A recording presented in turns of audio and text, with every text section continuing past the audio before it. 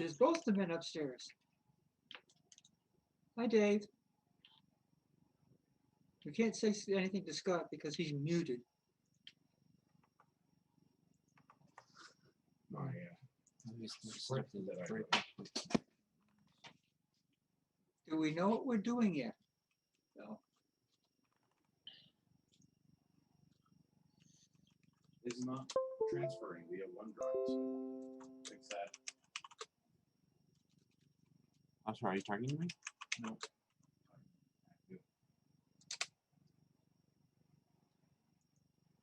Okay, rooms are open.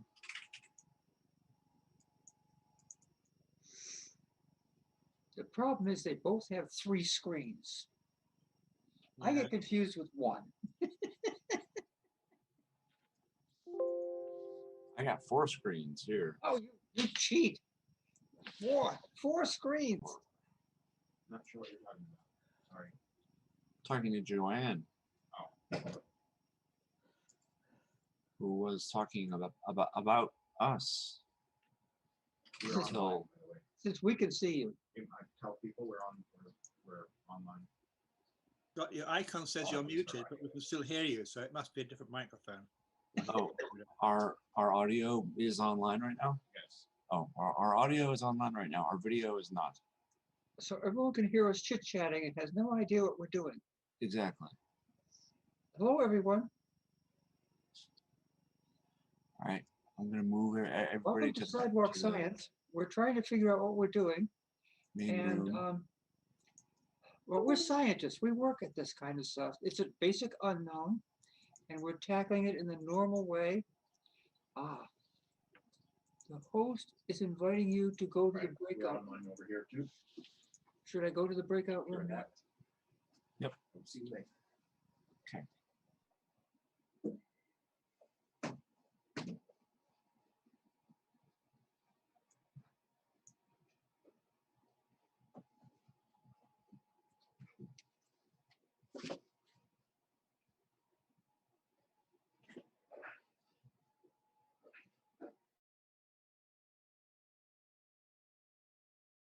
But I don't.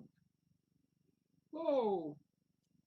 See the exciting things that I do when I don't know what I'm doing? Well, you're here. Oh, I'm here. Yeah.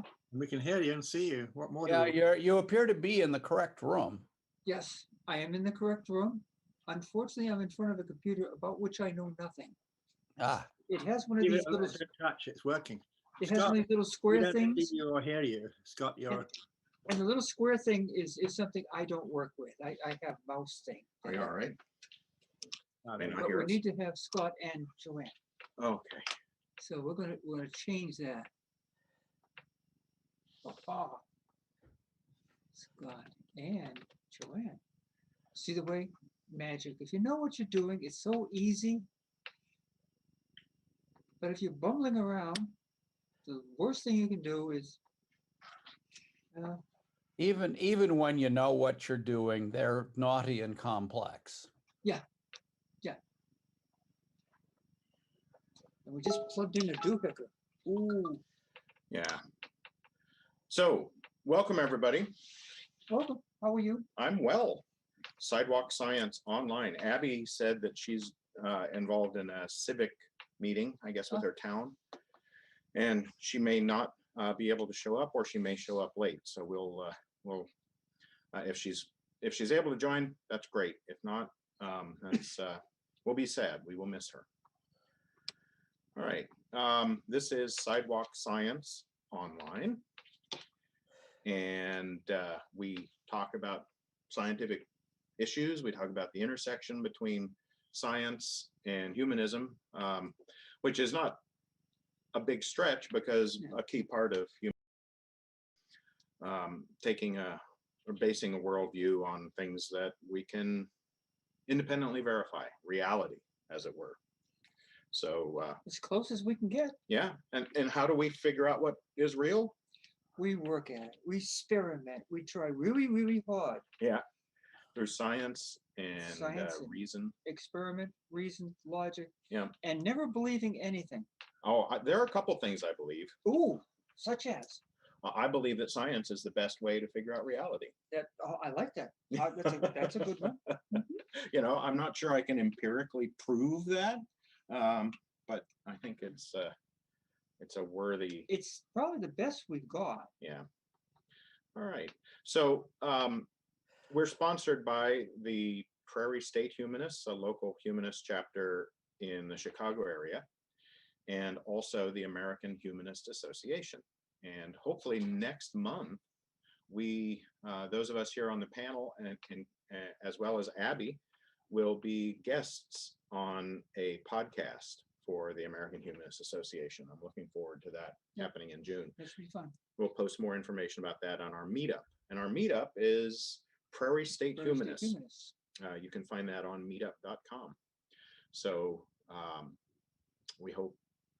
Just look up Prairie State Humanists. You'll find us. Right. Okay. So without further ado, welcome everybody. Those of you who are online live with us today, as well as folks who will be viewing this later. You're all welcome. We hope you find this interesting. We welcome your feedback and comments. If you are viewing this live, you can use the YouTube chat feature to chat with us live, text chat. And if you're feeling particularly bold, you can use the URL displayed at the bottom of the YouTube channel to join us briefly to ask a question, and we'll try to respond to it. So our typical agenda is we start off with a little bit of science news, and then we go into a deeper dive topic for the remainder of the program. So science news. Anybody have any news they'd like to highlight? Well, just before you came down, we were talking about listening to space. Ooh. Oh, and then the Voyager 1 came back with sounds. You could actually hear sounds from space, which is supposed to be empty and void of everything. Isn't Voyager 1 like, that's like a 50, 60-year-old technology or Yeah, something? it's ancient, isn't it? Yeah. But it's beyond the heliosphere, so it's beyond the area where the sun should be interacting, and there's all sorts of stuff happening. You guys know more about that than I do. John? Mike? Well, there's plasma out there, and plasma is very interesting stuff. There are all kinds of different waves that you can launch into a plasma. And Voyager has some plasma sensing instruments on it. That's what this whole heliopause thing is about. It's where the solar plasma is no longer dominating what they're seeing. They're out in the interstellar plasma now. But at the boundary, the things happen.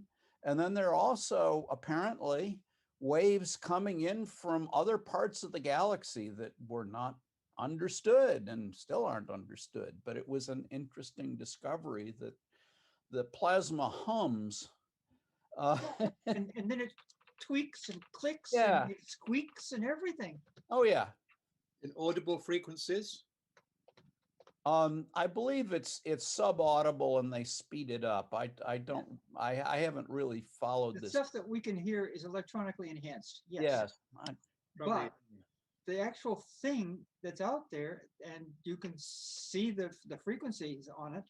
NASA's already published it, but really cool. And they speed it up now so you can actually listen to it.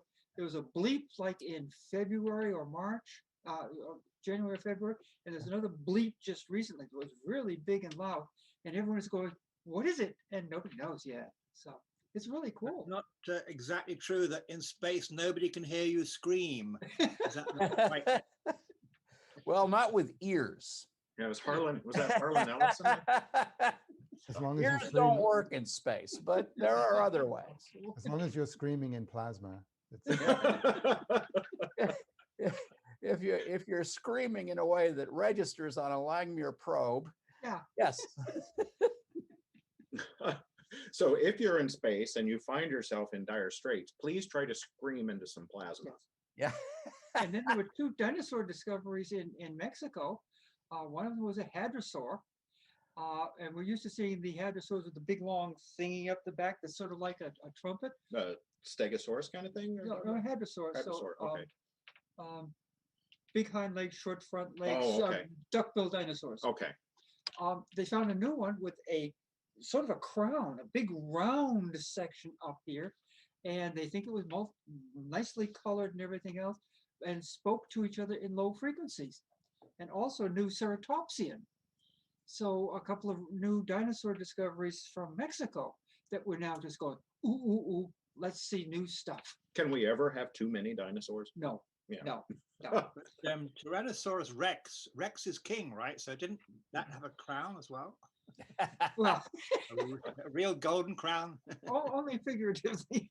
A little scepter in its tiny little front paw. You know? Big teeth. What about Ivan or John? Do you have any science news you'd like to share? Well, there was an interesting article in Wired about the history of the skepticism about aerosol transmission of viruses. And it went deeply into the history of these studies and how really a mistake in reading the experimental papers led to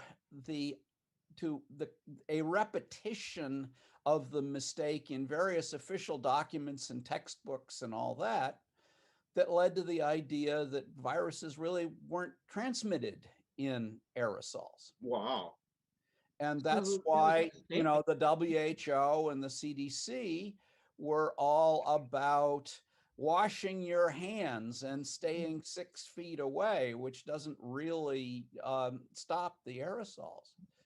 And, you know, a lot of it had to do with artificial divisions of labor within the research community. So the people who studied small droplets weren't talking to the people who studied big droplets, and a bunch of stuff like that. And, you know, for half a century, this misconception persisted, but finally science fixed it. Yay. Yay. Well, So we can't be too, you know, we can't be too confident that we always get it right. But on the other hand, we can be proud that when we do get it wrong, we eventually figure it out. So Well, the John, problem you was think- silos. Are you Yeah. saying that if you're infected with a coronavirus, it is not present in your saliva? Because if it is, it must be there when you cough in droplets, right? So what would be preventing that? Well, the question is, how is it mostly spread? And All right, most. you know, part of this was somebody doing a calculation of, okay, how many droplets could people be coughing out, and how effective could they be at spreading the disease and all that? And the calculation did not support the idea that this could be a highly infectious, you know, it was a careful quantitative, you know, accounting of how many droplets you cough out and things like that. And the calculation didn't support the idea that this could be a highly infectious disease. On the other hand, if when you cough out a lot of 10 micron sized particles, they can remain suspended in the air for a long time. And that, again, seems to correspond to all of the empirical information about super spreading events and all that. So Is it not established that when you have a crowd not wearing masks and so on at a party or something like that, that causes a jump in the infection? Yes. So, and yet Yes. it's not probably due to hand-to-hand contact. It's probably due to it's probably because a lot of these things that have involved people who were not having a lot of hand-to-hand contact. Yeah. You know, it's things spreading across audiences in a theater or choir practice has been a particularly good way to spread the virus. So it is aerosolized, but original calculations had an error, and they thought, and originally for a few weeks, that it was not. Is that what you're saying, John? Yeah, well, you know, the WHO is still kind of wishy-washy about it. It's not, what didn't happen for just a few weeks, Okay. but it's it's a misconception that has apparently been around for decades. Wow. All right. Well, let's move on. In the sake of time, if anybody's got questions about that, they can enter them. Apparently, your dog has some questions. That's good. Somebody rang the doorbell. Oh no, that's a cardinal sin. Ivan, did you have any science news things that were intriguing to you? I did. There's news today about China landing a Yes. rover on Mars. Yeah. I don't know very much about it, but I'm interested to see what results they can get. Yeah. Did it land successfully? It's been in orbit for some months, but looking for a landing site. Have they landed it successfully now in the last day or two? Yes. Okay, Excellent. very good. Great. All right. Well, Now there are 3 active rovers on Mars that are still active. And a helicopter. right. Right. It's to those of us who do this stuff, it was an odd mission architecture that they put it into orbit and then landed it, because that's the hard way to do it. Usually, if you're sending something to Mars, you either put it into orbit or you inject it directly into the atmosphere and land it. But they did both, which needs the extra fuel that it takes to enter orbit in the first place. But still, then you need to land. So, and it's not clear why they chose this architecture, but they did. And it worked. Yeah. And we've been hearing sounds of wind on Mars, right? The atmosphere is like Yes. 1%, but we actually hear some wind Actually hear the sounds. wind. Yeah. We should put Yeah. some wind chimes on our next rover. That'd be awesome. The first music on Mars. All right. So let's transition to our main topic for the day. We rotate. Each of us takes a turn dreaming up some kind of science-related topic to talk about, and it happens to be my turn today. Yay. So I wrote up a little something about conflict and argument, and I've been reading a bit lately about those kinds of topics. You know, our society, especially here in North America and the United States, has been beset by different sorts of conflicts over the past, recent history at least. And it's a topic that intrigues me. So even though my formal training is in physics and related topics, I decided to learn a little bit more about conflict. So here's an essay I wrote based upon some of that study. And then after I finish it, we can talk about it here amongst our panelists and certainly take questions. All right, I'm going to spend a few minutes sharing some thoughts about conflict. First, I should tell you that in the lofty spirit of the liberating internet age, I've done my own research. Now, most people, I think, do their own research. You know, I don't do research with test tubes and scintillation counters or controlled lab experiments. I'm just a person who wants to know. My research involves trying to find and then learn from experts, people like our panelists. These folks here who have joined us today have done their own research too, the laboratory sort.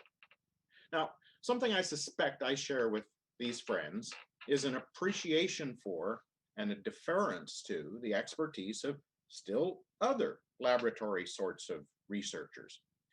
All of us, including those of you in the audience, listen to podcasts, watch TED Talks and other videos, read books and blog posts and articles. I'm sure you follow favorite people that you believe to be wise and knowledgeable. Together, all of this content combines in the melting pot of me, or you. We are, each of us, amalgams of what we learn, what we desire, aspire to, hope for, believe, and identify with. When doing our own research, it's hard not to select and read and listen to those who we already agree with, especially If it's a loaded topic like immigration or gender identity issues or interracial conflicts and so on, we're less likely to be biased learning about, I don't know, astrophysics of stars or the sweat glands of warthogs or maybe the origin of species, unless you already consider yourself an expert in one of these things. Now, some biases are literally justifiable, specifically biases that favor objective facts. For more subjective things, or even for objective topics whose facts we don't know, it's important to challenge oneself. And that can be very, very hard for us to do. The tricky part is this: what we learn and integrate into our world view, into our views of truth and reality, doesn't usually precede our beliefs, identity, and aspirations. It follows them. Michael Shermer and others have written about this topic. Michael Shermer's book is The Believing Brain. Now, scientists, being human, also have this very human tendency, but most are at least somewhat successful at putting the facts, the laboratory sort of facts, before their egos. It takes a lot of hard psychological work to be able to do this. It's part of the training one gets as a scientist, to look at the data and draw from them only supportable conclusions. One must subordinate one's expectations and subdue selection and confrontation biases. This is extraordinarily hard. It's a reason there are so many double-blind studies in science. But even the best scientists have trouble with this. Einstein didn't believe his own equations. Newton was sure there was a numeric code to God's great plan hidden in the text of the Bible. And this prior belief caused him to spend fruitless years looking for it. Recently, one of my favorite scientists and science communicators, Richard Dawkins, opined about the sensitive issues of gender identity, and he's made some sexist pronouncements in the past. Both of these things without being humble about the data and the facts. We can all let the galloping war horses of our ideologies and biases trample the facts. And anybody who gets in our way, well, so much for them. Now, I know that I also can let my biases get in front of my reasoning. I suspect you might have experienced this yourself. My friend Ivan, here on our panel on Sidewalk Science, has written a book recently to help us learn a better way to let evidence guide our beliefs instead of the topsy-turvy way our brains prefer. There are other authors who have identified strategies for recognizing and coping with bias-first thinking. Still others have written about ways to try and overcome biases in oneself and, importantly, when debating others.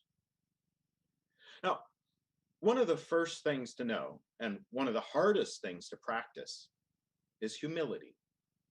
It's a close cousin to curiosity, but it entails a willingness not only to learn, but to change one's mind. Adam Grant, in his recent book, Think Again, tells us that humility is vitally important. Our interlocutors can spot hubris and condescension with an almost preternatural acuteness. We're very aware of social cues and the cues sent by others verbally and non-verbally. Part of the humility Adam argues for is a genuine, heartfelt curiosity to know what another thinks and why. Now, even if you disagree with a person, it's good to try and dig to the root of why they came to a particular conclusion. Mr. Grant suggests that when we argue or debate somebody with whom we disagree, we do a couple of things. First, we should try to steer them to tell us their number one reason for drawing a particular conclusion or holding a particular belief. At most, we should deal with only two of their primary reasons. We want to avoid, for instance, what Eugenie Scott, physical anthropologist and advocate for science, what she has deemed a gish gallop, after a technique practiced by the late young Earth creationist and biochemist Duane Gish. Now, Dr. Gish would blast out a veritable explosion of half-truths, untruths, dubious claims, facts, and misrepresentations without even pausing for a breath, and leave his debate opponents bewildered about where to even begin. This technique is closely related to what's been called a fire hose of falsehoods. It reminds me of a term I have used to describe much of the information coming from former President Trump: orange foam. In all cases, the goal is to overwhelm, to supersaturate, to fill the air and the airwaves and the news and so on with so much information, much of it disinformation or dubious information, and outright misinformation, that there's no time or space left for reason or fact or argument to stand its ground. It's a bullying tactic, and it should not be encouraged or tolerated. Thus, Mr. Grant bids us to have our interlocutor pick, ideally, their single best foundation supporting their argument. Next, he recommends that we strive to understand, really understand, what's being claimed and why. We shouldn't just bide our time waiting for the sound coming out of the other person's speak hole to stop. We shouldn't offer verbal or non-verbal commentary like eye rolls or head shakes or red faces or bald fists. We should genuinely seek to understand. Once we understand, or once they've given us their best argument, we can begin a dialogue to explore together that foundation of their point of view. I'll talk more about this next step in a moment. In any case, it's much harder than it sounds, and it requires getting in front of negative interpersonal emotions. Concrete, hard arguments, the best things we know with the greatest confidence, should ideally be supported by evidence, not opinion or passion. This is a cornerstone of a scientific disposition. A reliance on fact and evidence is applicable to things that are real and true and measurable by anybody who wishes to do so. These are called objective facts. Alternatively, normative issues about what should be, about how we ought to behave, need to be grounded in clearly perceived values. If we hold a position for which we cannot state the evidence, or if we're advocating for something for which we cannot found a foundational value, we are on shaky ground. Now, we all should, I think, be careful to have good reasons for our positions. We can still be passionate about the truth. We need not be bland and neutral, but we need to be able to justify what we think we know and what we believe with arguments that stem from root values and a groundwork of evidence. From that surer foundation, we can share with heartfelt enthusiasm, but we should always be able to return to the underlying values and evidence. Now, speaking of emotions, in his book On Being Certain, neurologist and physician Robert Burton teaches us that being right is an emotion. His point is astounding and insightful. He says that neuroscience evidence leads to the idea that certainty is an emotion, a primitive, deep brain emotion, one that we are each immediately, irrevocably, deeply invested in every time we have a certainty. It's a reason we're prone to argue about trivial things. Well, you didn't do the dishes. Well, yes, I did. And so on. Certainty is an emotion, and emotions, recall, precede facts when our brains are working on autopilot. One lesson I took away from Burton's book is to recognize when I'm starting to sweat the little stuff and stop being invested in trivial disagreements. Again, It takes deliberate care to put rationality before emotion and ego. And again, I return to the importance of humility, what I call a practiced humility, one that is deliberate and genuine, one that motivates us to be open to changing our minds and respecting other people and their arguments. Now, speaking of arguments and emotions, in her book, High Conflict, journalist Amanda Ripley warns us about the most insidious emotion when it comes to conflict: humiliation. If your goal in a debate or conflict is to persuade, avoid humiliation. It's a landmine. Humiliation is a checkmate move in a power game, and it never leads to compromise or persuasion. Humiliation also has a social component. If the debate you're having is public, the humiliation will turn the two-player debate into a team sport. The audience will take sides, and they won't be able to help it. I remember watching a YouTube program wherein a famous atheist, I won't mention names, was arguing with a believer. The atheist resorted to humiliating language, castigating his opponent as an ignorant idiot. Now, I'm sure that believer was humiliated, and I suspect he was not persuaded to reconsider whatever stance it was that had led to the derision. Now, this was bad enough, but then I heard people in the studio audience cheer and hoot and jeer. I was appalled. Shaming is bad. Public shaming is a recipe for literal violence sometimes. Amanda Ripley talks a lot about gang violence, about pride and shame in her book. A powerful lesson she teaches is that shaming is never persuading. Shaming can lead to grievance. Psychologist James Kimmel has written, especially in a widely circulated Politico article, about how grievance is literally addictive. It may not be a pleasant emotion, but it's a powerful, entrenching, motivating one. Give a person a grievance, and they'll gird themselves for battle. Humiliation is one of the surest ways to cause a grievance, but so is being lied to and taken advantage of. By the way, this idea of grievance arising from indignation at being lied to is a reason, in my opinion, some atheists become militant shortly after giving up a faith. Also, it might be why some believers in the supernatural become interested in evangelizing shortly after their own conversion. Whenever a person's identity radically shifts, perhaps it inspires a militancy against the old self and what are perceived as older lies. Surely, though, more research is needed on this topic.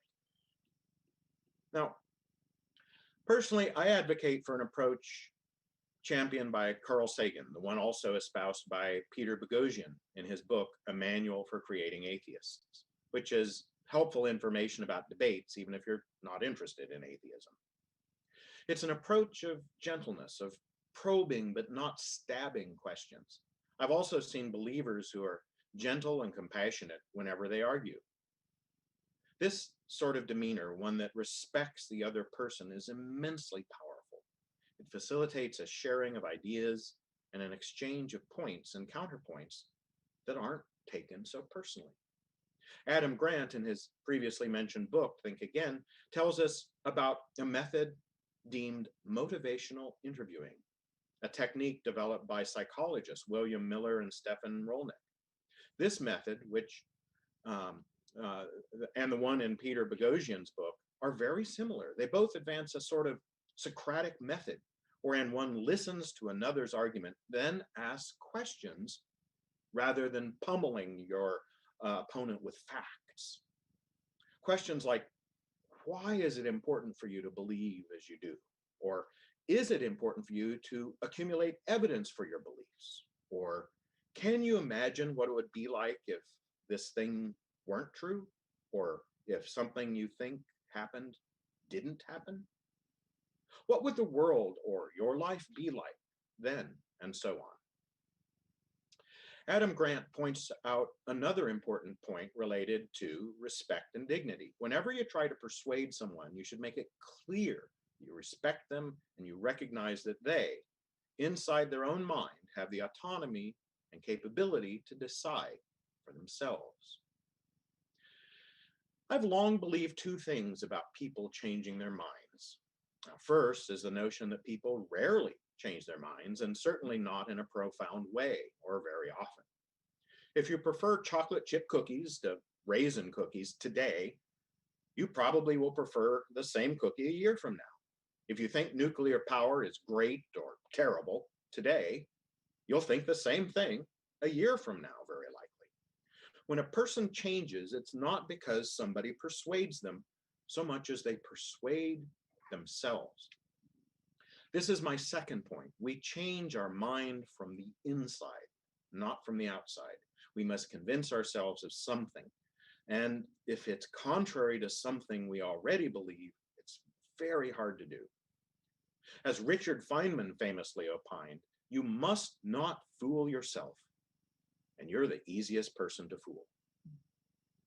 If the disagreement you anticipate is likely to be heated, Ripley recommends a strategy derived from something psychologists call contact theory. According to this idea, contact theory, people on different sides of a conflict are brought together to find common ground. Now, for this to be particularly effective, they must have equal status. It also helps if the bringing together is facilitated by a neutral authority, like a minister or a counselor. The persons thus assembled need to work on a problem, preferably a physical one. It could be solving a puzzle, getting out of an escape room, serving the disadvantaged, building a structure, nearly anything that requires collaboration and doesn't split a group into winners and losers. This helps expand group identity and forms a basis for cohesion that countervails other identities that may be in conflict. In their book, Mistakes Were Made, But Not By Me, Carol Travers and Elliot Aronson tell a story about Ben Franklin. I love this story. Here's what they say. Franklin was disturbed by the opposition and animosity of a fellow legislator, so he set out to win him over. Now, he didn't do it, he wrote, by paying any servile respect to him, that is, by doing the other man a favor, but by inducing his target to do a favor for him.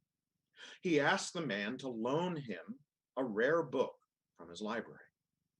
The other man sent it immediately to Benjamin Franklin, and then Franklin returned it in about a week with another note expressing strongly a sense of how wonderful the favor was.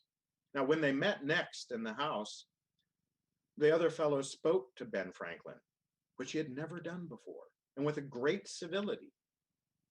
And even after and ever after, manifested a readiness to be polite and engaging on all occasions, so that when they became friends, their friendship continued until the other man's death.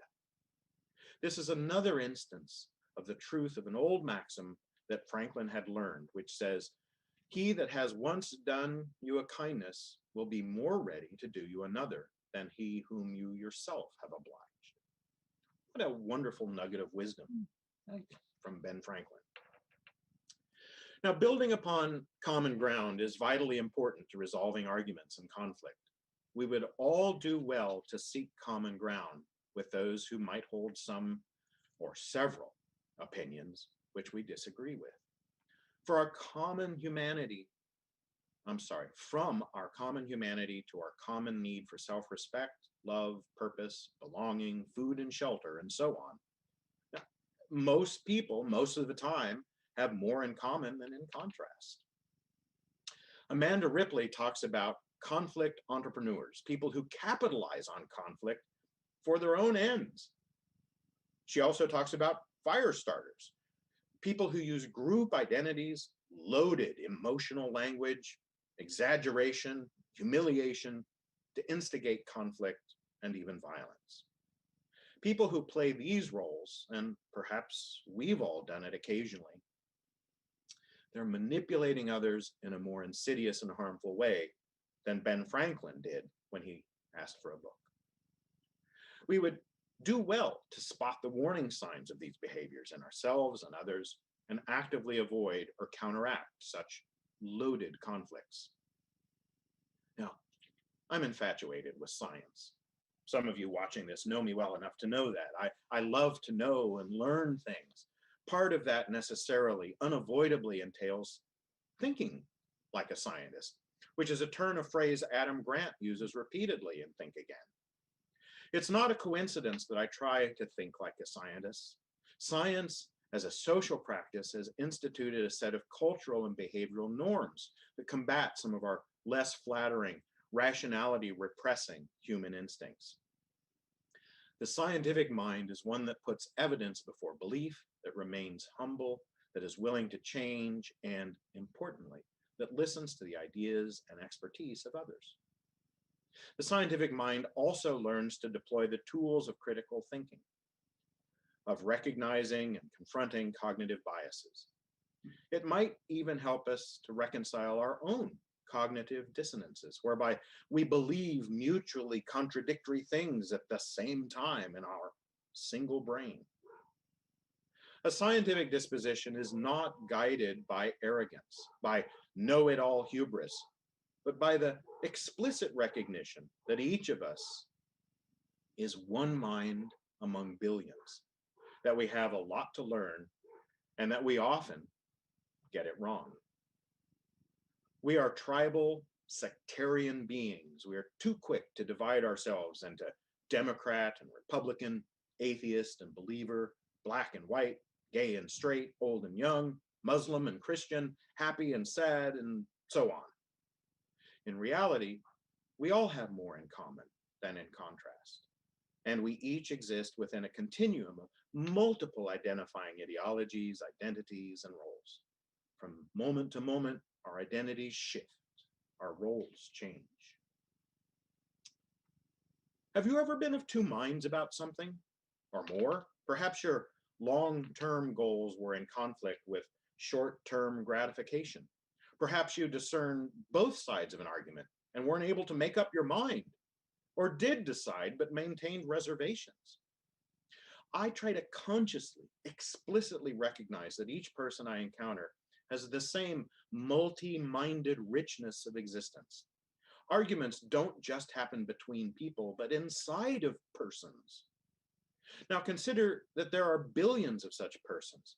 In that context, it leans into the ludicrous to try to push people into tight categories.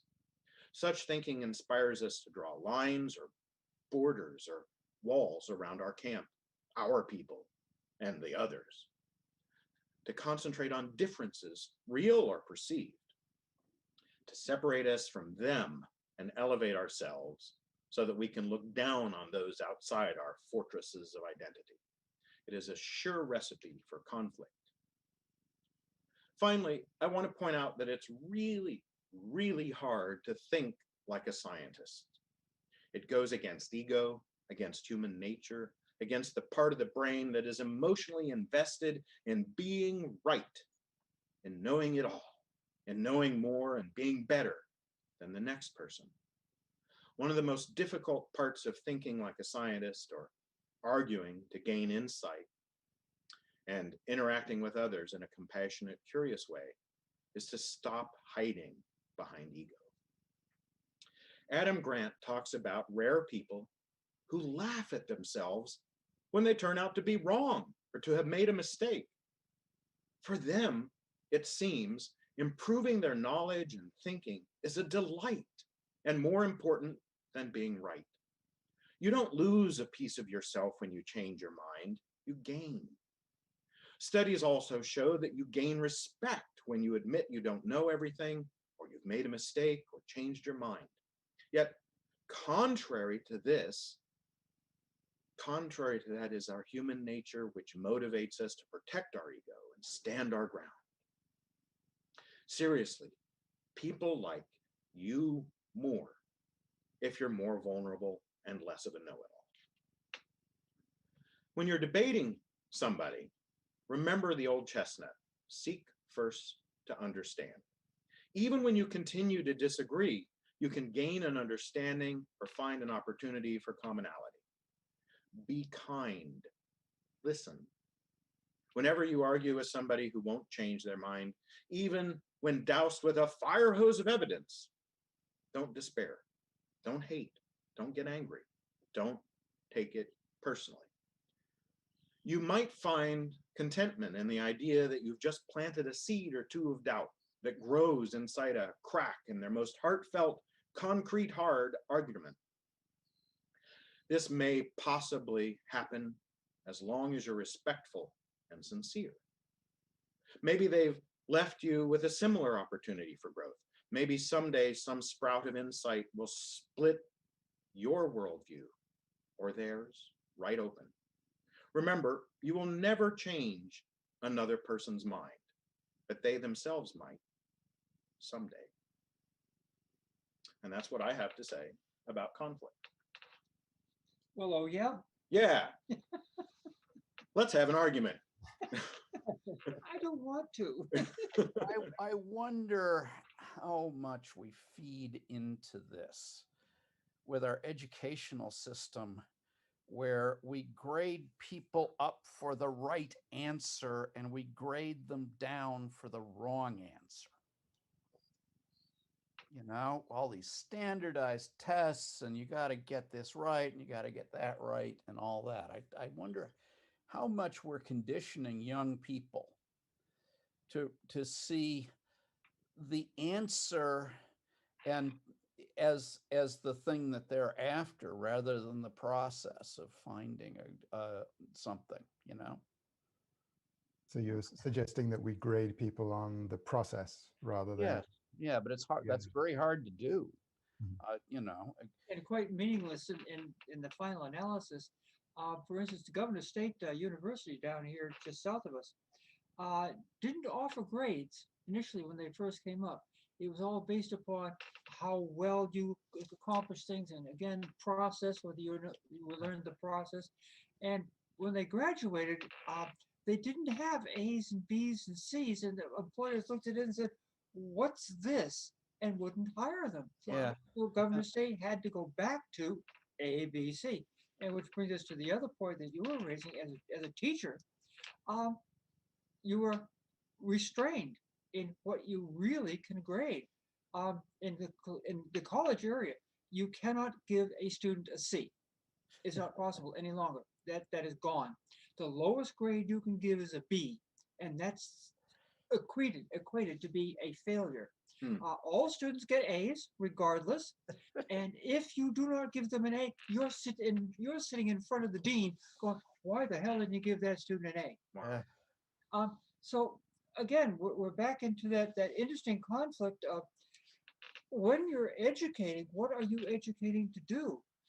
There are certain things which are right and wrong. Again, our basic mathematical system, base 10. 1 + 1 = 2. How many dollars do you have? I want to buy a car. I want to buy a house. I have a checking account. We're dealing in base 10 numbers, and you have to know how to manipulate them in this world. That's only because we got 10 fingers, right? If we had 8 fingers, it would be octal. Absolutely. And of course, then we start talking about computers where you're base 2, but that really leads to long words. Yeah, we work in base 16. Yeah.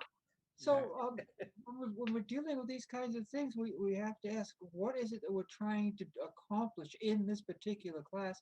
And in many cases, it is to teach facts, to get the person from the stage of ignorance to the stage of, we have gone through 30,000 years of civilization.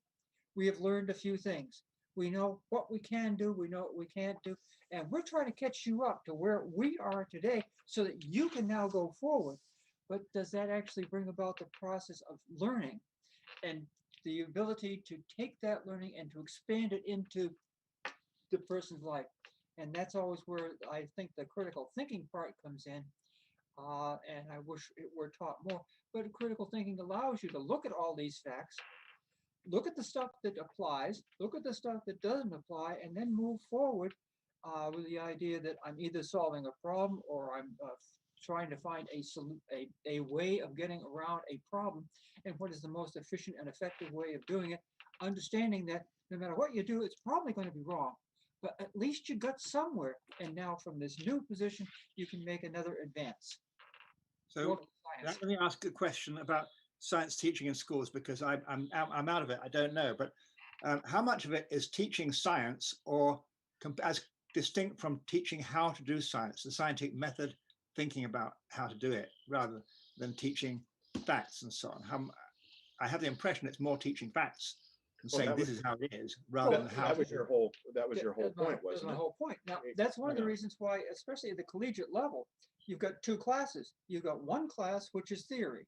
And that's the class where you sit at the board and carbon atoms, and they're all going up and given fire, air, earth, and water create this. The other one is welcome to the laboratory, where you have weights, you have balances, you have test tubes, you have equipment. How do you assemble the glassware? How do you go through this process? How do you go from, I need this to make this? And that's a huge process. And again, in the laboratory, you discover this wonderful thing that you read in the textbook doesn't work. Well, that's one of the things that Adam Grant talks about in his book is some classes, some students were presented information in a lecture format with very little laboratory work, as it were. Whereas other students were assigned to a class that covered the same material but had more laboratory work. And one of the things that was discovered about these methods of teaching is that the students preferred the lecture format. They found it more emotionally satisfying. They were more pleased, and they rated their teacher higher in the lecture format. But they actually learned more in the classes that had more emphasis on hands-on work. So one of the lessons from that, I think, could be extrapolated more broadly, and that is teaching in a way, or mentoring in a way, that makes your pupils happy is not necessarily an ideal goal. Or even parenting in a way that makes your children happy is not necessarily an ideal goal. Yeah, Sometimes you have to be uncomfortable. You to really learn. don't want happy students, Yeah. really. Except if you don't have happy students, you don't keep your job. You're gone. Yeah, there is that problem too. So there's this social contract, which we talk about all the time at the collegiate level, especially, because the students have a form which they fill out at the end of the term, which evaluates their instructor, their teacher. And of course, we evaluate them based on the grades. So there's this social contract that goes on.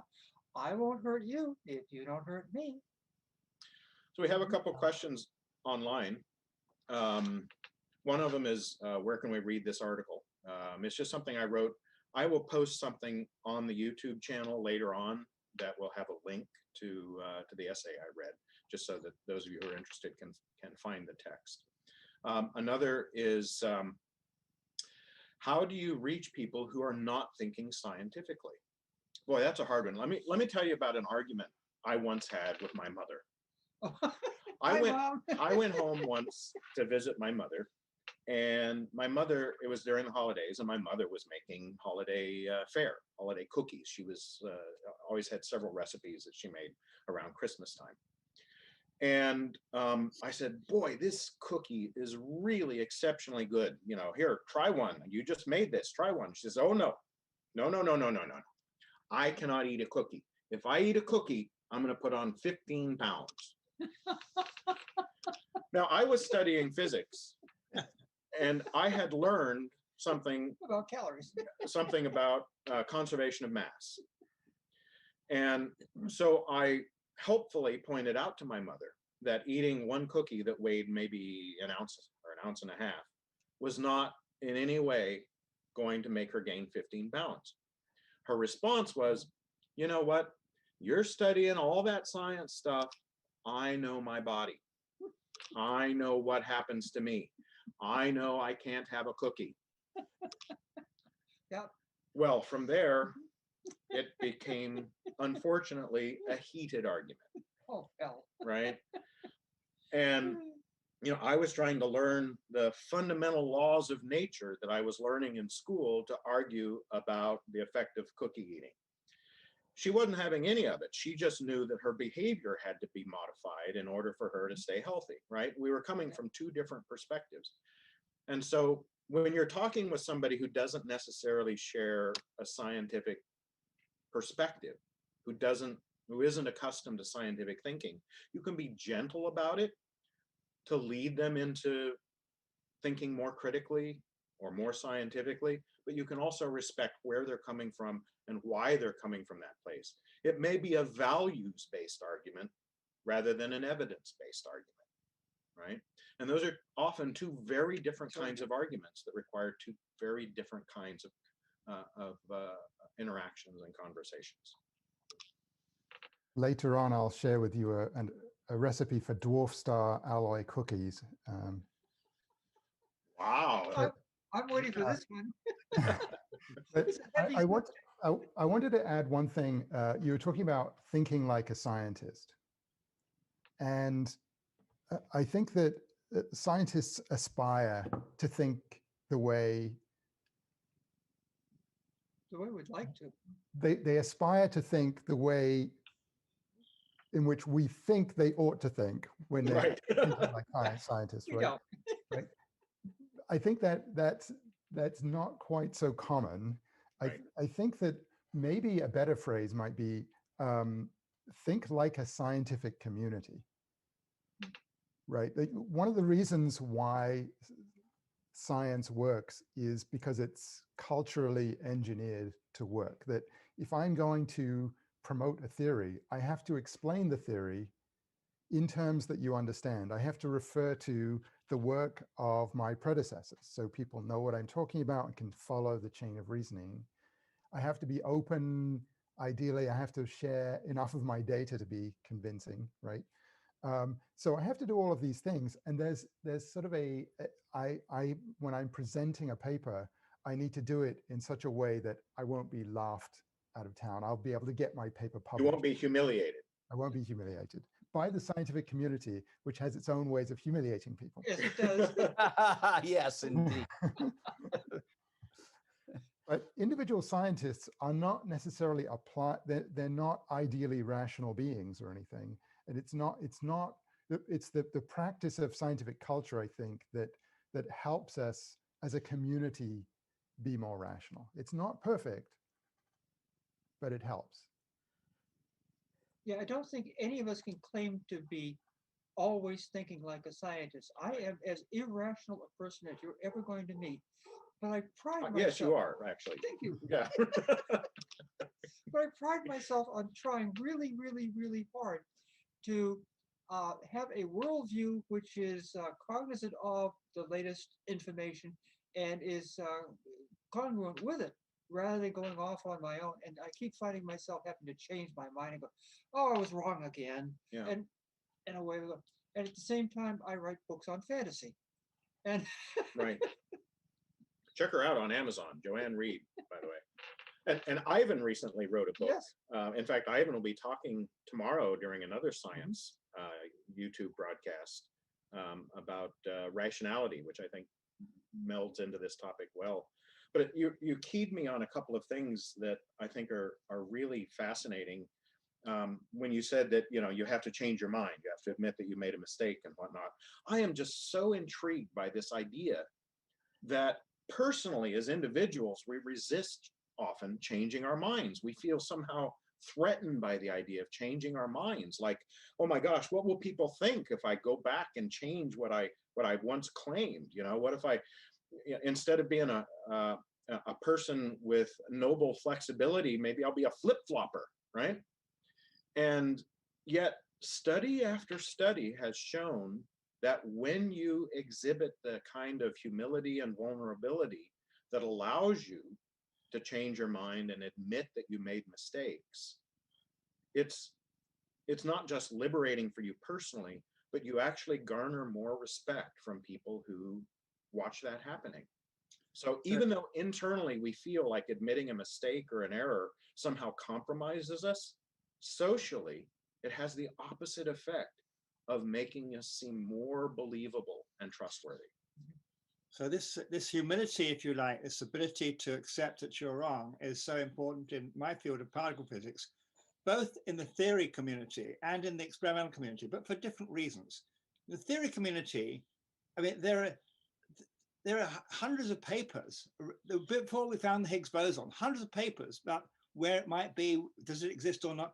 Most of them are wrong, actually. They turn out to be wrong. And then as a theorist, you move on. You have to move on. Okay, you weren't right. Experimentally, I've had this personal experience of wanting to be true. I wanted to discover something, okay, and I could see in the evidence maybe. And I have a nice phrase of it, wanting something to be true does not make it so. And Right. that is also true in the religious world. You want to have a life after death. You want to have heaven afterwards. That You doesn't want to make see it your true, loved ones, right? or whatever.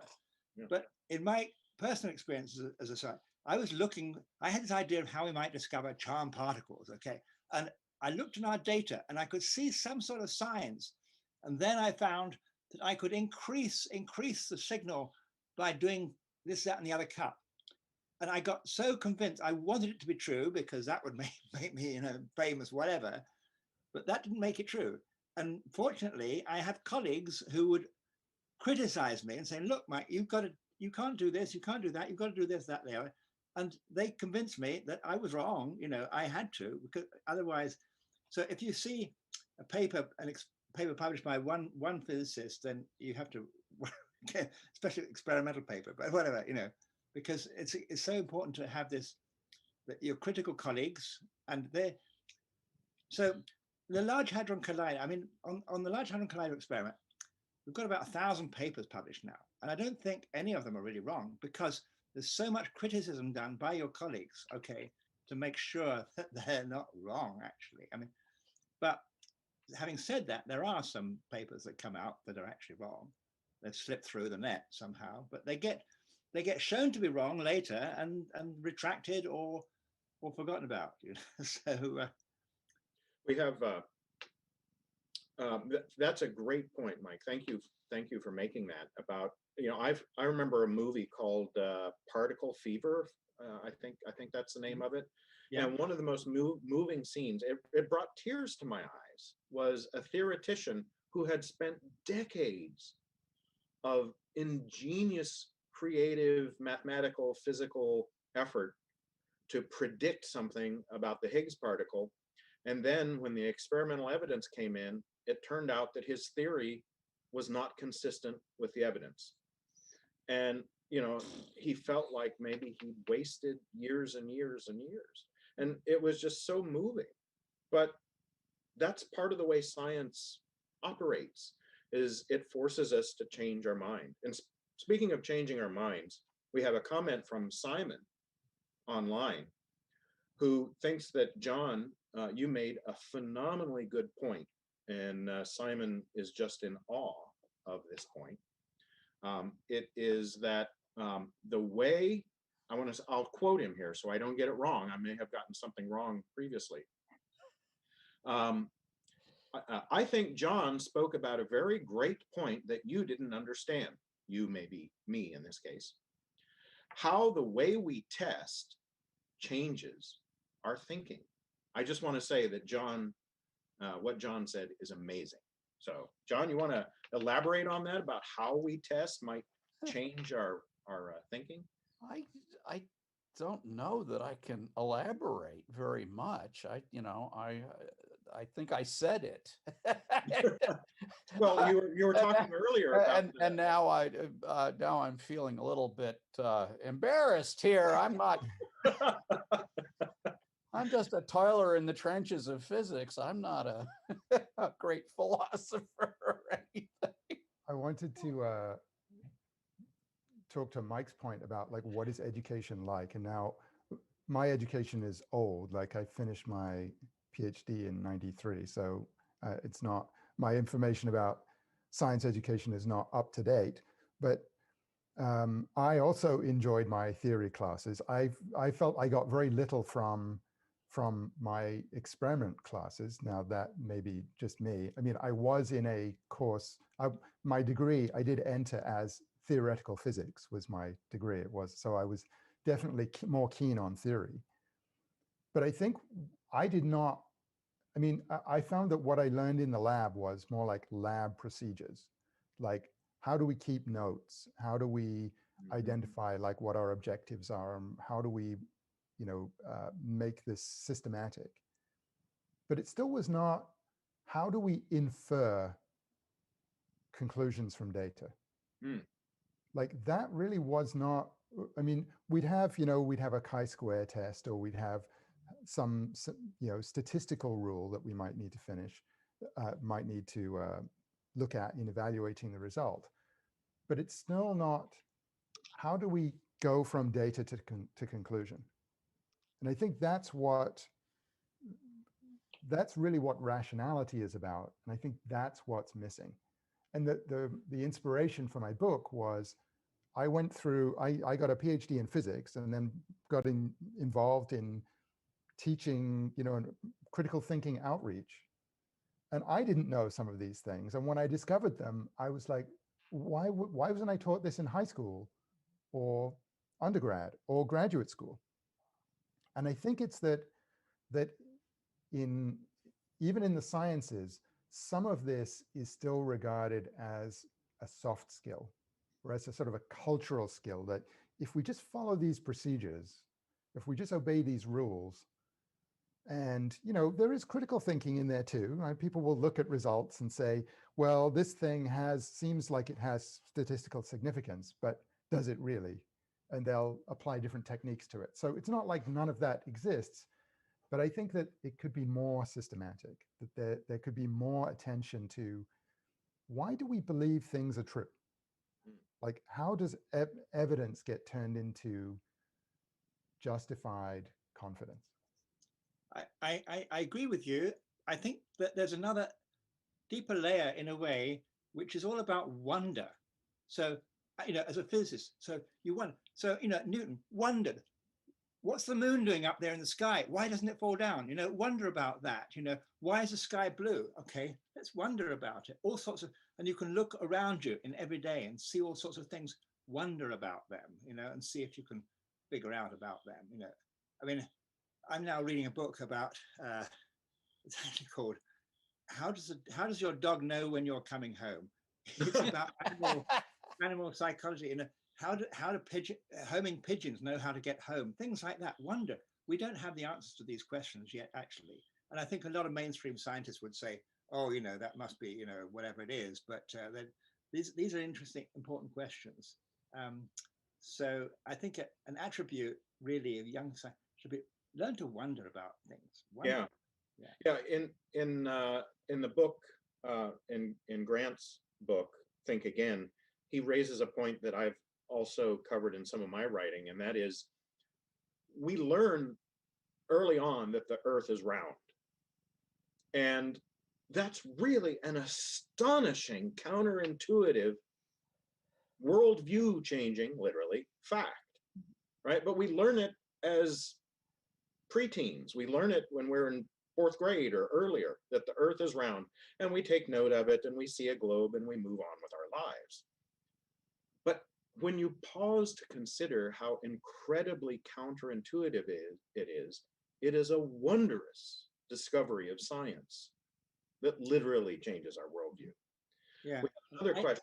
Oh, go ahead, Mike. But just about that, because I can see in my head now exactly the page in the encyclopedia I was looking at as a kid. I was 8 or 9 years old. So how do we know the world is round? And it showed pictures of kids watching the sunset and a ship going over the horizon, and it had half a dozen pictures explaining how we know the world is round. I still see that; it's burned in my memory. Yeah. So things like that. It's amazing, and if it's just presented as rote information rather than as information that you can participate in discovering, it makes less of an emotional impact. And I think teaching needs to make more emotional impact. That's my opinion. I've never been a formal classroom teacher, but for me in that subject, it was going out and looking at the sky with my father, who was a naval officer, and his specialty was navigation. wow. And he would, yeah, well, here's how I know what the latitude is, and I shoot this, and it was terrific. Wow. That's fantastic. So Cynthia, one of our viewers online, says that she believes it's true that whenever you confront a person with a strongly held belief, I'm paraphrasing, Cynthia, if I do this badly, let me know. Whenever you confront a person with a strongly held belief, they're more likely to entrench rather than change their mind. And how do you deal with that? Well, in this program, we don't have enough time to get into some of the details, but I can point you to some resources. I mentioned briefly in my essay this notion of motivated interviewing. And motivated interviewing is where you look for opportunities to have people think deeply about their presumptions, right? Motivated interviewing is often used in psychology to get people to change behaviors that are not helpful. Like could be smoking, it could be some kind of other chemical dependence, etc.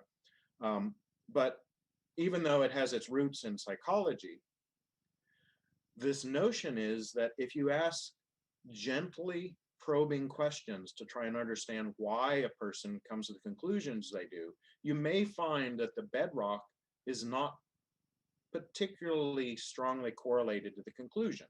You know, let's take the obvious example, the elephant in the room. You know, I believe that the Earth was created 4,000 years ago and that all the species on Earth were created at the same time or over a period of a few days. Well, when you try to figure out what's the foundation behind that belief, it often turns into a discussion about values, right? It's a value that I have that comes from my church community, from a sense of identity, from a sense of being on my team as opposed to some other team. And you can start dealing with those issues to say, to point out, one method is to point out inconsistencies that a person may have in their own worldview. It's called cognitive dissonance, where they hold mutually contradictory points of view at the same time, right?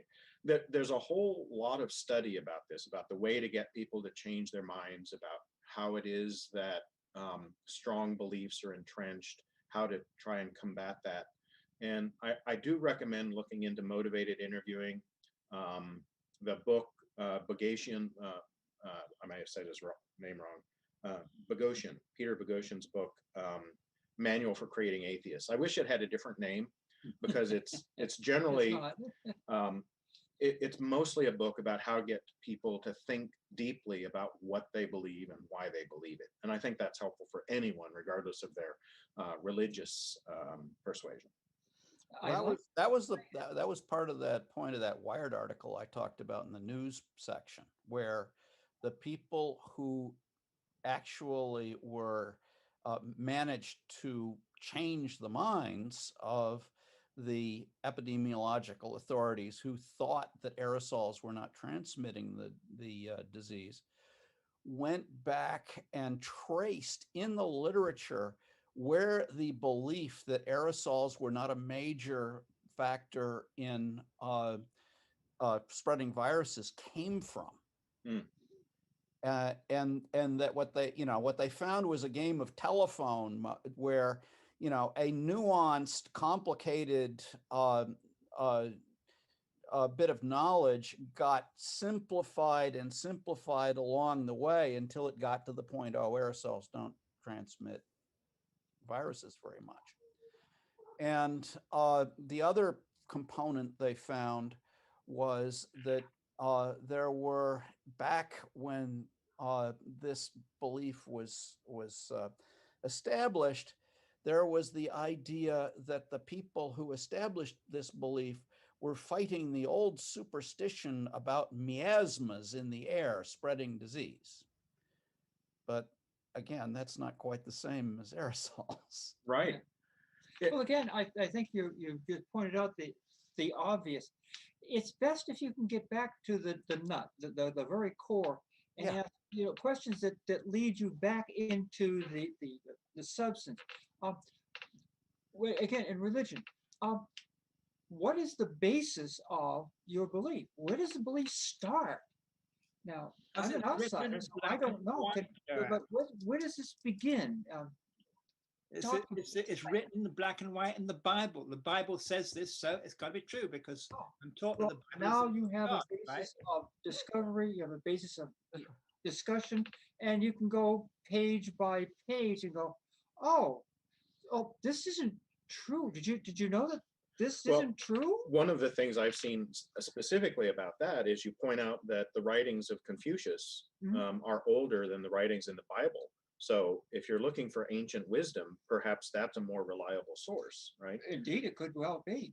And you know, and pointing out things like if you had been born in Egypt instead of Iowa, you know, do you think you would still have grown up a Christian, etc.? I don't necessarily want to turn this into a religion focused But discussion. it's but a wonderful area, a wonderful- which is, yeah. it's rich. Yeah. It's one of those that you can really grab onto it, and it's got substance that you can discuss. Well, climate change is another one, Yeah, very indeed. controversial. You know, Indeed. Yeah.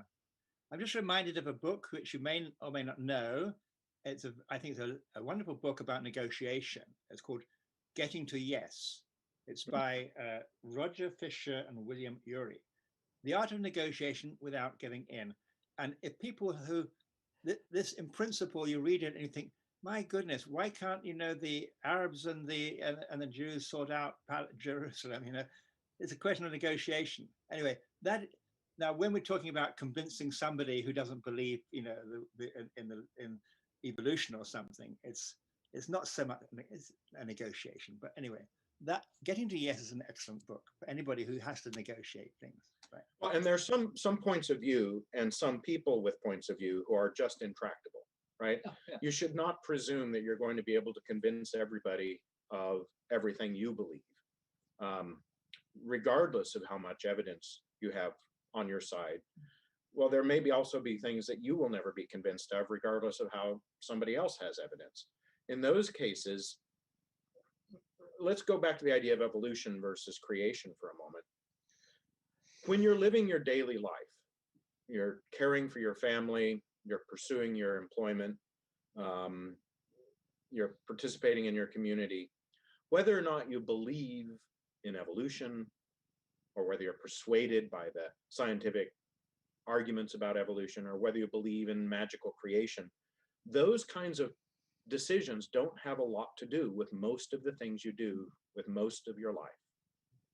And one of the things that I think is prudent is to not try to judge and categorize people based upon one or a small handful of beliefs, especially as those beliefs become less and less relevant to the way they comport themselves, right? To the things they care about, to the way they behave with kindness and good cheer, etc. So, you know, the whole mountain out of a molehill thing. Now, if you're going to be a physician, if you're going to be a teacher, if you're going to be a geologist, there's many disciplines where understanding the story of life's evolution is really important to who you are day to day. But it may not be important to some people. And in some cases, you can just let that argument go and find something else to talk about. 2,000 years ago, a grumpy preacher complained about straining out gnats and swallowing camels. Right. Yes. Yes, Scott, I quite agree with you. And really, for some elderly person, what they believe in, I don't care. They can believe whatever they want. What does, however, is important, I think, is that they don't teach their kids that, you know, anti-science views or they have to believe what's written down in the Bible or Old Testament or something like that, because that's the future. Yeah, Richard Dawkins, who has recently, you know, as I mentioned, kind of put his foot in his mouth, at least.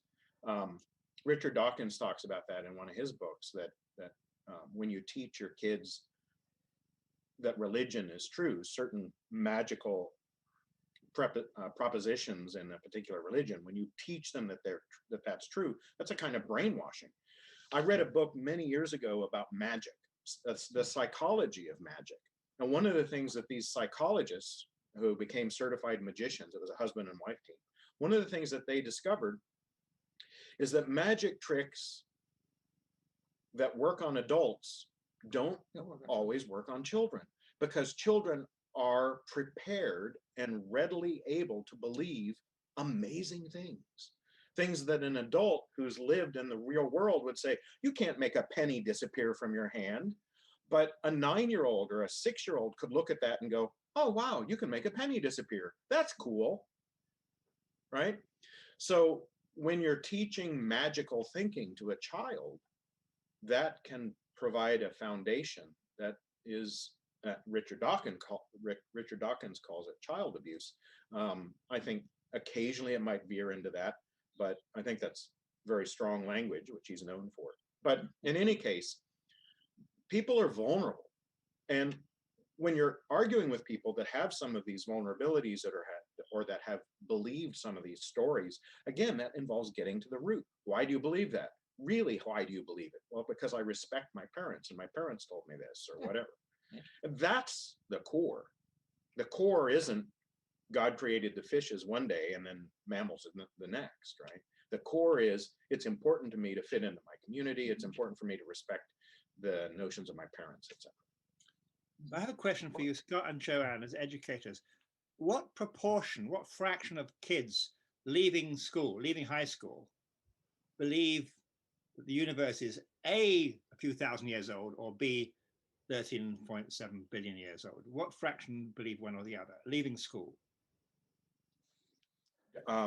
Let me see. Maybe I can look that A up. while back, there was a series of questions that were asked of every high school graduate. One of them was, does the Earth revolve around the sun, or does the sun revolve around the Earth?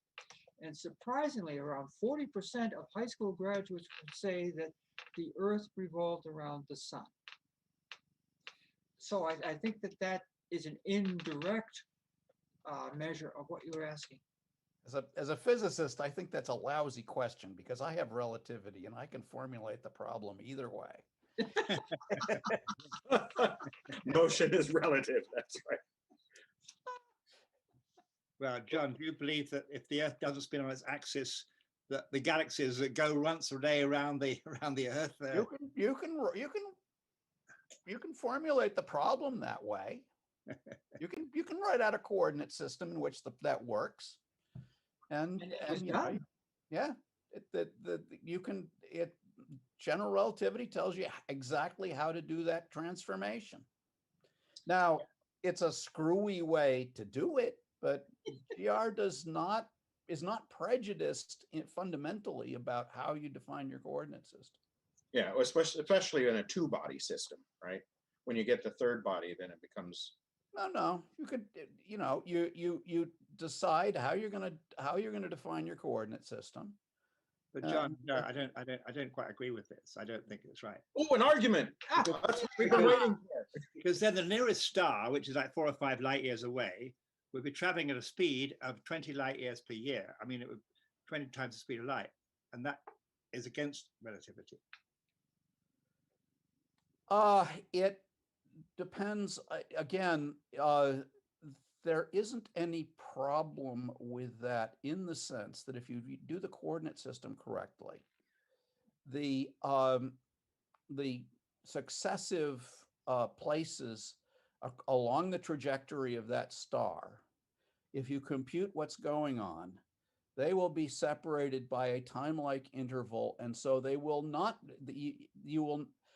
The motion of the star at a speed greater than light is an artifact of your choice of coordinates, just as the apparent acceleration of this object toward the ground is an artifact of the choice of coordinates. Ivan is a theoretical physicist, and he's nodding his head. Ivan, take a vote. Well, I should say that physics is not decided by votes.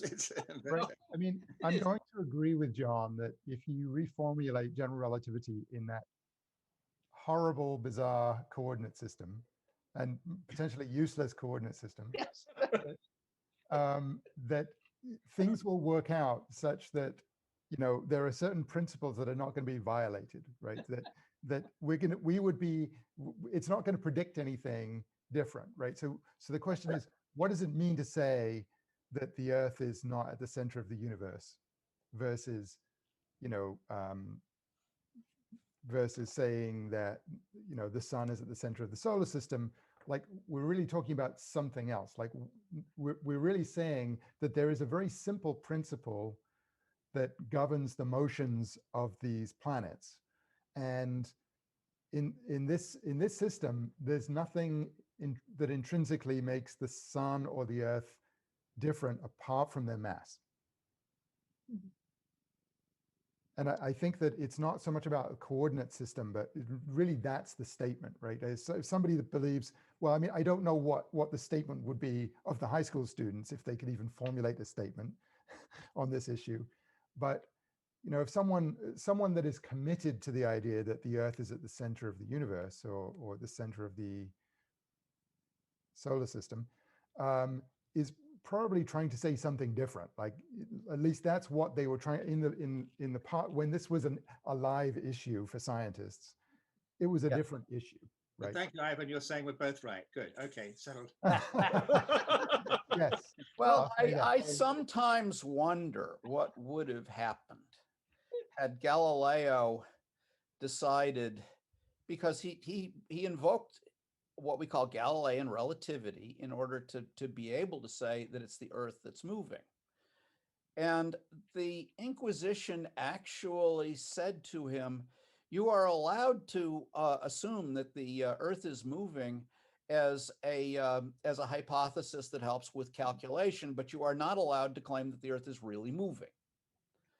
And I wonder if he'd had the courage or I don't know what it was, to take his relativity principle and say, well, physics can't tell you what's moving. We can only tell you what's moving relative to something else.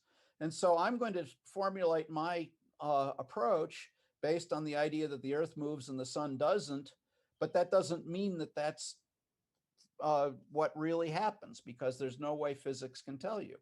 And I wonder what the consequences for physics would have been. Would we have discovered relativity a couple centuries earlier? I don't know. Yeah. We have I'm just being mindful of the time. I'm loving this discussion, by the way. We have a comment from Simon online. He says, how do we find our own vulnerabilities? How do we assess that? Is there any good resource you can advise us to read? One of my ideas about that, you know, I suffer the penalty of an autodidact, right? My formal training is in physics and some in history and political science, but I don't have any formal training in, for example, biology, right? I don't have formal training in psychology, which is a lot of what I just talked about. So one of the perils of being an autodidact, of learning for yourself on your own, is knowing when to challenge yourself. So one of the things that I recommend personally is find a well-respected book or article by a person who's not incendiary, that isn't a polemic, and read it through and think about it, right? If you're interested in a debate between young Earth creationism or any kind of creationism and evolution and, you know, Big Bang nucleosynthesis and all that, Lots of books. pick up some books by, there are biologists and geologists who've written about why they think young Earth creationism is valid. Read one of their books. Now, you may find holes in their argument. I suspect you will, because the scientific consensus is that they are wrong, and there are reasons for believing that they're wrong. But at least you can expose yourself to it and become more familiar with it, and maybe even challenge some of the ideas that you might have just naively believed just because. And do that with anything, whether it's a political issue, whether it's about nuclear energy, whether it's about any topic that that you hold dearly. And then also read books about thinking critically, about cognitive biases, spotting your own biases, making a list of things you believe, figuring out why you believe it. And one of the things you'll have to watch out for is social media. Right. Social media is watching what you do. If you start looking at a specific area and you continue to look at that specific area, social media will funnel all the information on that specific area to you, Even Google searches. even Google searches. So if, again, let's say that you're into QAnon, the It should more be called you look at QAnon, anti-social media, right? it will Right, funnel Mike. right into you every single conspiracy theory on the face of the earth, and you'll become convinced that this is true, whether it is or not, because it's just a program. It's feeding you what you want. Right. Good It's point. satisfying your ego. So the internet is a lousy place to go. Yeah, Google used to feed me different results depending on where I was. If I Googled something from Japan, I got different results from what I Googled from home. But Wow. they fixed that, fixed in quotes. what book should you read to improve your thinking? I'm going to say textbook Rationality. There by- you go. Remember the name. There you go. All right. And then Ivan will be giving another talk tomorrow. I recommend you all tune in. It'll be on a different channel, the channel for the DuPage Unitarian Church, which is where we meet in person when we're able to meet. But it's on our meetup. Again, the meetup for both Chicago science field trips and Prairie State Humanists. So great discussion today. Wonderful.